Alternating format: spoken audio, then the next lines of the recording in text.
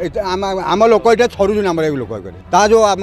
दफ्तर ता जो हावा देखिकी आम एक लोक भी चली पारिया जंगल भी आम लोक पशुना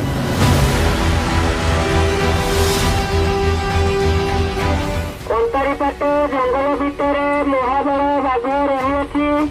समस्ते सतर्क रे सुरक्षित रे बाघर खबर पाइले तुरंत बनाइबा को जणाइबे।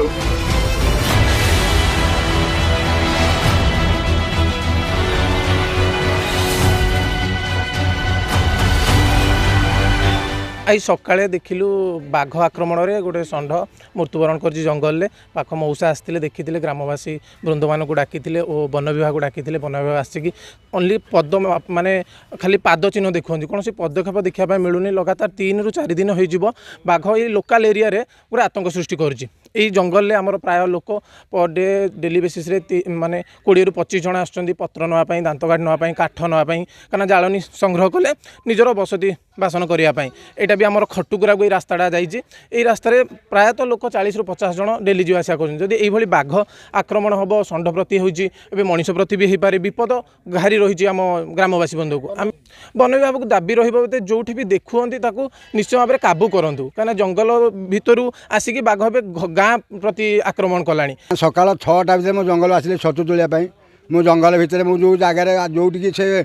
षंढ पड़ी मुझे डायरेक्ट आसता से मत आटाक मत भी से षंढ छाड़ी मत आटाक करता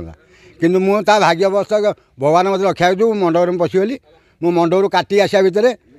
मोर फेरी पलूली घटी डरिकी मुझे ना काली राति शुणा बाघ आसिक आटाक कर एरिया आम जानी मोटू फेरी जा भर मो सागर गोटे पिला है ता सागर आम सांग आसलु आसा भर देखिले गोटे जगार धला दश कर भरा कर खंडिया पे पड़ी तापर मैं अनेली षंढटा पड़ी षंढ देखिली षंढ पछक पूरा खाई फाड़े खाई मो सागर जो पिलाटे कहले कहले अरे पुओ आस आम फेरी जा यार जानी ना आज्ञा भयभीत बोले आज्ञा आम लोक ये छड़ुन आम लोक ता जो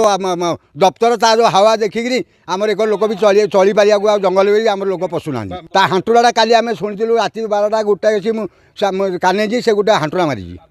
आम देखिनु हेल्ले कि पाद मड़े आम लक्ष्य कर कौन बाघ आसी आटाक कर।